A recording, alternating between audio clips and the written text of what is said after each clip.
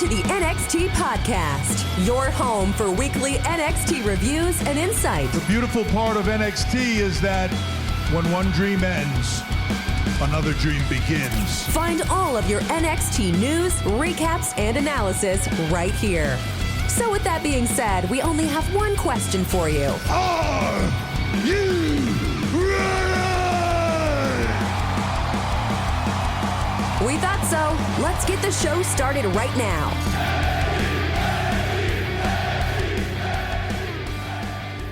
Hey, NXT Podcast again. I'm your host. My name is Zachary Smith. It's important for you to know I'm still excited as I was last week. NXT's great. A lot of fun stuff going on. Am I excited about that? Absolutely. I do have to admit to you that yesterday, or rather last week, nailed it already. Kind of was like having a really great night out. And you feel like the party's never going to stop, right? And then you do that on Wednesday, and it's a big party. And then Thursday comes, and Wednesday was great, but Thursday's bad, because you can't go like you used to or whatever. You went too hard. You were excited. It's not your fault. It does feel a little bit like that when I do one of my favorite NXT shows I've watched last week, and then. One, you're kind of coming down off the high anyway, just because it's not going to be that again. But also, some stuff happened, didn't it? Bray Wyatt got released. Okay. So, Bray Wyatt, you guys know, The Fiend, all that. On the WrestleMania episode, had an argument with Matt about why his Firefly Funhouse with John Cena was absolutely great. Me and Mayer embarrassed Matt on his own platform. It was really embarrassing for him, and I hope that he can bounce back one day. We last saw him last WrestleMania here against Randy Orton. He lost that match. He was going through a lot with Mr. Brody Lee dying and maybe some mental stuff. I don't know. But for whatever reason, he was let go. So, here's the thing that WWE did. There was this new thing called AEW, and I want you to understand that they are never going to admit this, or like whether AEW succeeds or not. They're never really going to admit it, but there was this thing called AEW, and WWE was very scared that they were going to lose a bunch of their talent to AEW, as they should have been and have. And so they did this thing where they signed people to contracts that they otherwise would not have. So now FTR got a big deal. The Good Brothers got a big deal, now respectively in AEW and Impact Wrestling. They were a team in free agency that overspent because they really wanted to keep the players that they had. Sure, fine, got it. The problem is now, even though they're still making more money than they've ever had, despite some of the worst television they've ever done, and just really not earning it, but the momentum of what they did when they had good ideas is still going. Now they're trying to make their books look better, so people who make a lot of money, Braun Strowman, Bray Wyatt, that they release. It was not that long ago that they were subliminally, nailed it, dude, putting The Fiend in WWE advertising. Like they would sneak him in. And he felt like the biggest thing going. And that's never going to last forever, you know? Roman Reigns comes along. He's doing the best work of his career. Fantastic. It's going to be different people all the time. What we probably didn't need was Bray Wyatt losing to Goldberg. Probably not beating The Fiend. The guy that's known for two moves and can't do one of those moves anymore. You could catch him challenging for the WWE title next pay-per-view. I'm sure it's going to be a barn burner. So we keep Goldberg. We keep the prospect of Brock Lesnar. We keep the prospect of The Rock, but Bray Wyatt is gone. Here's the thing about Bray Wyatt. First, really, I just hope he's okay. with everything happening and everything that has happened. So that's first and foremost, because despite the fact that I do a podcast about one of their shows, I don't especially care about this company. Like, I'm not ride or die for WWE for a lot of reasons. I'm very much interested in the people behind it. And so I hope Bray Wyatt is okay. However, Wyndham Rotunda, that's his real name, is a very, very smart, very, very creative guy. And wrestling could be a great place to showcase that. WWE could be a terrible place to showcase that because you have to explain it to a bunch of old white dudes who are just the slowest to change their mind about anything, especially if it's new. And they did that wherever he goes, whether it's AEW or a different promotion or New Japan or Impact, or he goes into movies or production or something like that, he's going to be just fine. It's great. So once that 90 days is up, I hope that he immediately makes them regret letting him go. Vince McMahon on a conference call said maybe they should give AEW more talent. And boy, I remember when WCW was way too cocky about how good they were doing too, when they weren't actually putting out that good of a product. The thing about it is that tends to catch up with you after a while. And I know that's hard to imagine because WWE has been around for so very long and they've made bad decisions more often than they have made good ones. But it can. And if you keep up like this, eventually Goldberg isn't going to be able to come back. It doesn't matter how ready you get yourself, however you do that. Like, eventually age is just going to catch this dude, and you're not going to have a Bray Wyatt now to help carry that forward. But don't worry, we have Roman Reigns and, like, not that many other people right now. So that's a super fun, obviously, way to start a show. And you're welcome. But it felt weird not talking about one of my favorite wrestlers and wrestling characters being released by the company I watched their product the most of. The only other news thing I wanted to read you is that there's a roundtable on wrestlers shooting on life after being a WWE superstar. The only thing I want to point out to you is the first line says, WWE has already released a whopping 42 wrestlers in 2021. These moves aren't necessarily the end nailed it for those wrestlers, though. We are 8 months into the year, and we're already at 42 wrestlers. That's what, 6 a month for the 7 months that they were counting? That's quick math, baby. That is not ideal. Those will make your numbers look really, really good because a bunch of money mysteriously came off the books. So that makes sense. It doesn't make as much sense when you start firing like superstars that are ready to be the next superstars for you, and you release them so that you have enough money to bring back a Goldberg. Because it is interesting to point out that when Goldberg showed up on Raw, it's so weird. The thing with Bobby Lashley didn't work, just like it didn't work with Drew, and didn't work with The Fiend, and didn't work with Kevin Owens. It doesn't work a lot. And the fans started chanting, "We want Wyatt." I think it was a Chicago crowd. I was a little disappointed in the crowd, only because I wanted them to do the "He's Got the Whole World in His Hands" song for like the whole thing. I'm a big fan of WWE fans, kind of started around Daniel Bryan, where the fans just get it in their head.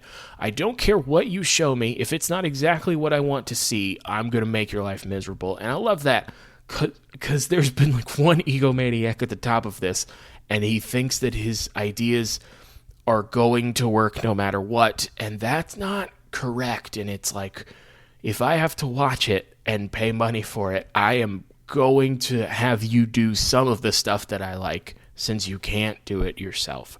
So again, I have had a great week, and this was a fun way to start a show. Now, we have a fun episode of NXT. Again, last week, big night of drinking. this week, you do have a hangover from so much drinking, and you do feel like you're going to die, and you promise you're not going to drink again. We both know you are, But also, you're still with those friends, and now you're at like hungover breakfast where you started to feel a little bit better, and now you're reminiscing. So in a way, this is good too. I'm pretty sure they tinkered with the Then Now Forever theme again. It's important for me to mention that to you. It doesn't affect the shows or your viewing of those shows, but it affects me when I hear it, and I need you to know about it. Recap of last week, Dakota Kai turning on Raquel Gonzalez. Fantastic. We're going to talk about that more later. Kyle O'Reilly snapping at Adam Cole. This would be more effective if A, I was into this story, and I really thought I would be, and I'm not. And I don't know if that makes me a bad wrestling fan.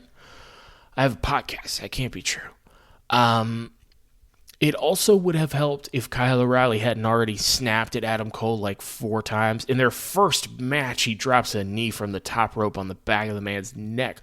Like, I'm not sure where you go from the unsanctioned match where Kyle O'Reilly tried to murder him. So every time he like snaps, it's like, oh yeah, that's the thing you've done a couple times. So they're gonna have their third match at TakeOver on the 22nd, and that will be their last match. And I'm going to guess Kyle O'Reilly's going to win if Adam Cole is still around. His contract might be up. That'll be fun. Fun fact, Adam Cole's only like 32? I don't know how old I thought Adam Cole was. It's not 32. That's cool. Main roster, not going to do anything with him. He's too small. Imagine that sentence coming out of my mouth in 2021. But I know that's true, and you know that's true. So I sure do hope he stays in NXT or goes somewhere else, because that's going to be sad. Samoa Joe's back. Recapping from last week, he's back on the active roster. Boy, oh boy, I hope Joe wins that NXT title at TakeOver, because Karrion Kross, whatever the story is they're trying to tell with him on Raw, he has never felt less important.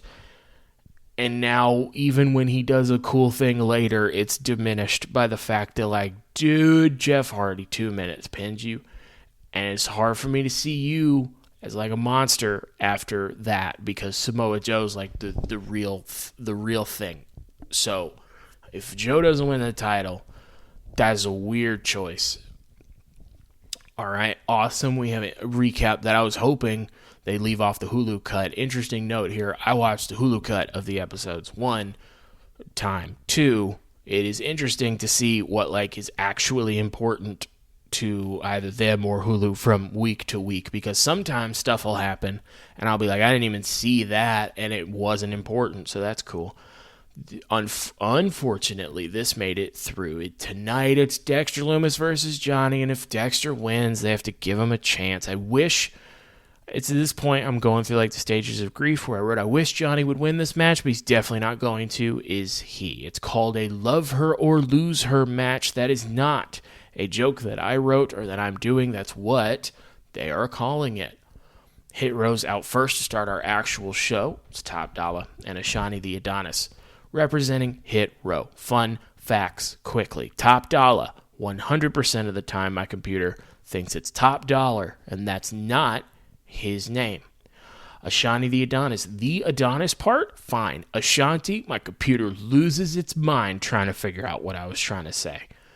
So those are fun to type in a match. Swerve Scott is a very good wrestler, and I'm very glad he's the North American champion. They are going against Legado del Fantasma, accompanied by, naturally, Mr. Santos Escobar. It's Joaquin Wilde and Raul Mendoza. I feel like I forget their names sometimes. That's who they are. These dudes are excellent wrestlers. It is important for me to mention to you they have a good match literally every time they have a match, which seems like an important quality to have in a professional wrestler, if not a team. Into the match, Escobar hits Top Dollar in the back with a steel chair as he's running the ropes. So Legato's disqualified. Hits him again, runs him into the stairs. Now they're beating up Swerve to set up Escobar and Swerve. I like that match a lot. Escobar has Legado hold Swerve as if he's going to hit him in the face with the chair, and then absolutely just hits him in the stomach with the chair instead. Listen, I don't want you to hit somebody in the head with a chair. Please don't. It's a rude thing to do. It's a mean thing to do. And head injuries are a thing. But also, if your whole setup looks like you're going to hit him in the face and you hit him in the stomach, it's not great. He also steals Swerve's grill for some reason. I felt stupid typing it. And I'm going to be honest, I didn't want to say it. I wanted to pretend like that just isn't part of it. And I did sit here for a minute debating whether I could just completely ignore that part.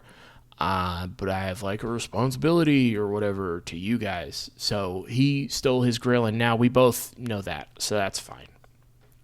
They put the chair on his neck. Escobar's about to jump from the top rope.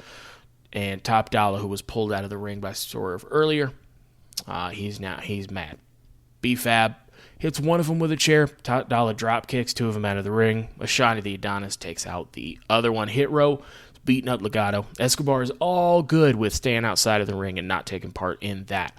It seems to me like the North American title could be the reason these dudes fight. But for some reason, we also need Escobar stealing Swerve's grill.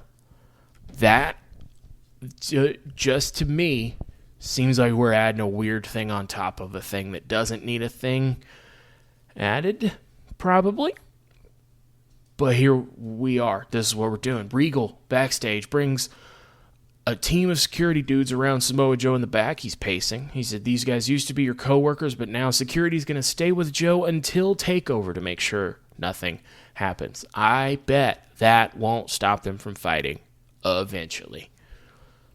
Dexter Lumis is in the back with a bunch of pictures around him detailing his heartbreak and the story so far. I hate it. Trey Baxter vignette. I got from that he's 23. He's born to do this. He's all heart. All heart is a lifestyle of his, never staying down no matter how hard you get hit. Blah, blah, blah, blah, blah, you get it. This is like the same thing they had MSK do. And now MSK are boring because those aren't character traits. Those are like catchphrases.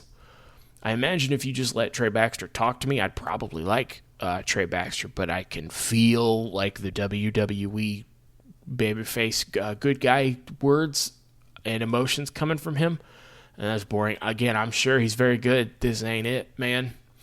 LA Knight's in the back. Cameron Grimes brings him some exercise bands. He informs him Grimes has to wear that penguin suit for their match tonight with the Grizzled Young Veterans.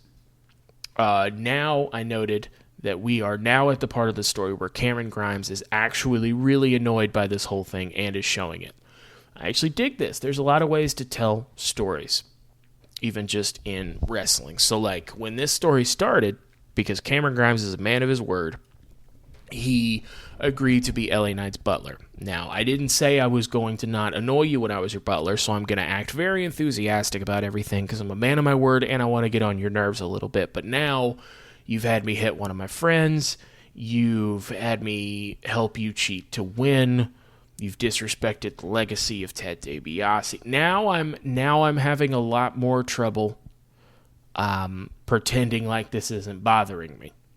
So when this story first started, a lot of people, me included, thought it was weird that he wasn't immediately like a Virgil, like an unwilling butler. And that's fair, but also with Virgil at first he was down with Ted DiBiase, and slowly he started to turn against it. This is a great way to tell this story. I trust NXT with stuff like this. If this were on the main roster, I would assume it's going to go bad because they've earned that. NXT has earned, I'll see where this goes, is great. Grimes is indeed out in the tuxedo that makes him look like a penguin, including gloves.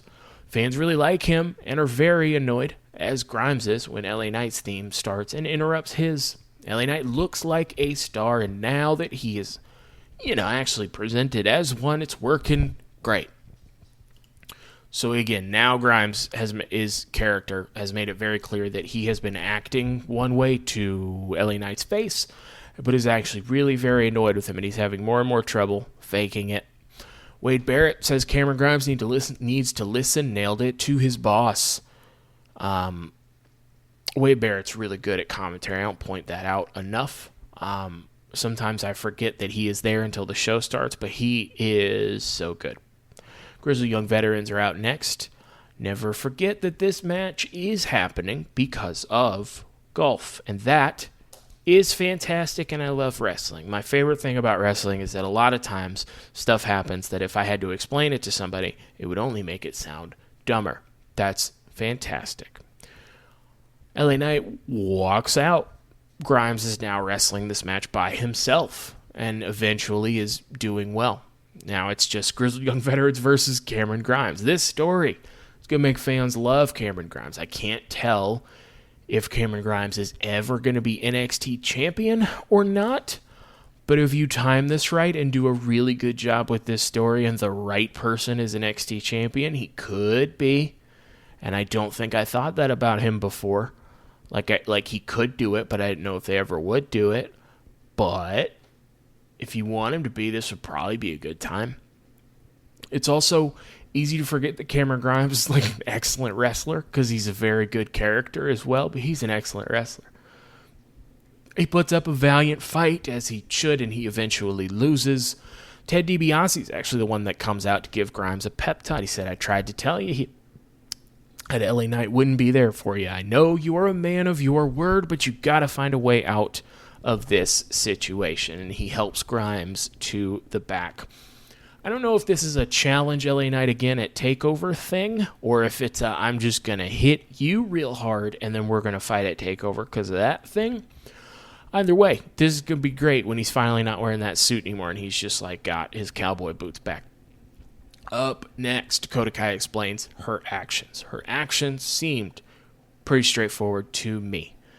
Quick video package of Samoa Joe in case you forgot just who the hell he is, what the hell he's done. He is the first ever two-time NXT champion. Fun fact. Also, this would have been a much cooler match like 1 month ago if we just got Karrion Kross before. If we got the Karrion Kross before he showed up on Raw, I would not be sure who would win this match. Now, if Samoa Joe doesn't win this match, that's not great. So he's going for the first ever 3-time NXT champion. Samoa Joe should absolutely be that because he's great. Recap of Dakota attacking Raquel last week. Dakota Kai says that 18 months ago I needed someone to trust and I found Raquel stuck in the shadows. If it wasn't for me, Gonzalez would still be nothing. I mean, low-key, a little bit of facts in here. Early on it was simple. Stand behind me and learn and be there when I need you, and then you became a star in your own right. I'm going to stop here. Star seems strong. Star just seems strong. Like Raquel, very cool look. Really pretty good in the ring. Made sense to make her women's champion. Really good story. Let's relax a little bit with Star. So I let Raquel get those victories, but let's be real. Everyone knew who the leader was. The TakeOver Stand and Deliver happens, she wins the title, and then Io comes into the ring and Io picks Raquel. They replay the clip of Io walking right past Raquel, or rather, walking right past Dakota and walking up to Raquel. I'm very glad Dakota's mad about that. When that happened, I was like, oh, so she's just like a dork that nobody wants to fight now, and now she's actually mad about that. Imagine telling a cool story. Imagine it for a second. But she says, Raquel didn't think to put me in that position. I plucked her out of obscurity, and she stole that opportunity from me. With my help, she beat Io and became the women's champion. That should have been me. I should have been in there with Bianca Belair and Rhea Ripley, raising the titles. All I wanted was for her to return the favor, but she didn't care. I was known as Raquel's sidekick. She pauses for a second, almost gets emotional, says, I am no one's sidekick. She has been her side. It is important for me to note to you that she has, in fact, been her sidekick. The only person's back I should be having is my own. The funniest thing is you didn't even see it coming. You were so wrapped up in your own world, you didn't realize the person closest to you was there, ready to kick your head off. She said, you said there was no one left. How about me? I brought you into this world. Now I take you out of it. That is the best promo I've ever seen from Dakota Kai, and I would also like Dakota Kai to win the women's title now, please. Dakota Kai is like a full character, and Raquel through not a fault of her own, but through how she's been used thus far, is not a character in herself. I feel like Raquel's going to win, and I'm going to be disappointed because this would be the time to put that title on Dakota Kai, and I have never said those words before. Trey Baxter's out for that breakout tournament. Joe Gacy's his opponent. The only thing I know about Joe Gacy is Joe Gacy looks a little bit like Sami Callihan. But I'm not going to have to worry about it because Trey Baxter wins. That's fun.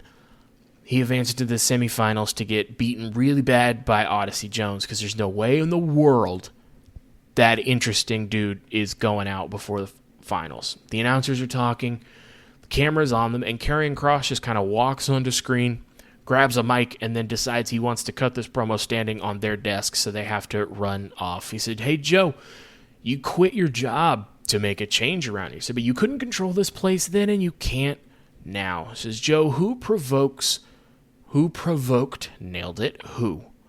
And he's leaving as Joe is coming out the entrance ramp. Security's trying to stop him. So he's now laying out all the security guards. Karrion Kross is gone. He's left the building. Samoa Joe is yelling for Karrion Kross and now attacking the security guards, who are really probably like wrestling trainees because they do flat back bumps incredibly well for what I imagine a security guard would do.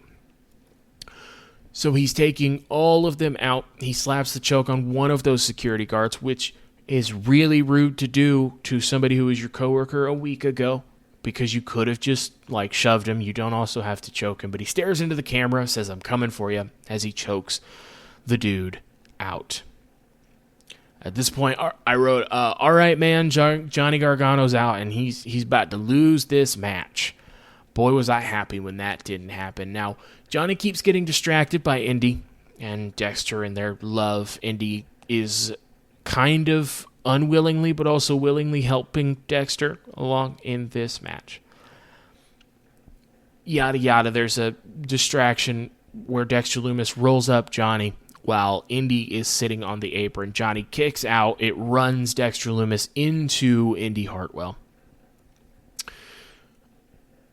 And then Johnny says to Indy, "This is for the best." It's his finisher. And he wins. Oh, thank goodness he wins. I mean, it's at this point I wrote, this weird thing is still going to happen somehow.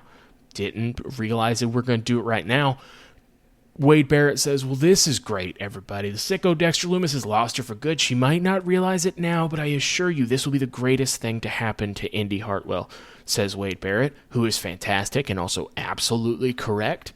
However, Candice, Indy, and Johnny are walking back up the entrance ramp. Indy keeps looking back, and finally she just runs back into the ring and jumps on Lumis anyway, and they kiss, and it's weird, and I hate it. Barrett said this wasn't in the rules, and Wade Barrett's right again. So Johnny and Candice look very disappointed, I guess, in Indy, and they kind of walk off. So Austin Theory kind of just walked out on him when he wasn't being paid attention to. And I don't know what they're doing with Austin Theory now, or if they're going to have him off for a little bit and then come back with him doing something else. That'll be fun. Indy Hartwell presumably left the way to be with a dude that started this relationship, I'm pretty sure, by stalking her. And then it just happened to turn out that Indy's also crazy, so it turned into a love story instead of like a horror movie. Indy's really good at this. Dexter is an interesting character to use for this. I hate it. I don't want it. I don't want any of it. And I just feel like the moment of her running into the ring and defying them is something you could have done. It is weird, though, to make me watch a match with Johnny and Dexter with those stakes and then like immediately on the same show not have those stakes go through. You see, right? So it's weird, right? It's not just me, because like you made it the main event instead of doing that Joe thing at the end. It was Johnny and Dexter, and then the bell rang, and then like 2 minutes later, the thing they were fighting over didn't matter. And that's wrestling, especially in WWE a lot of the time. But it does feel like we maybe could have had this happen like right before TakeOver, and then like an Indy, Lumis, Johnny, Candice match we could have done, probably. I'm not a booker, but that seems fair, right? We go off the air with that. So we're still very much in, we need to set up for TakeOver, but also there's several weeks before TakeOver, so we don't want to do anything super big yet mode. I don't care, man. Samoa Joe's back. I don't care. You can't tell me anything. Nothing bad on this show. Do I have a paper champion? I do, but I'm not going to have one soon because it's going to be Samoa Joe, and it's going to be great. And if that doesn't happen, then the podcast after that's going to be not as fun to listen to because I'm going to be bummed out. But this week I was excited, and I was very excited to join you. I forgot to say up top, you can always find me on Twitter. I'm at ZachNXT, at ZACHNXT. Also, host another podcast. You're never going to believe it. It's called Random Wrestling, and you're never going to guess what it's about. Every week I'm talking about a random wrestling show. I've had some terrible ECW pay-per-views. I've had one as recent as 2019's Hell in a Cell to give you an idea how my run's been going. Check it out anywhere you find this one. In the meantime, that's it for NXT. That's it for me for this week. I've been Zachary Smith. You have been fantastic as always, and thank you very much for listening.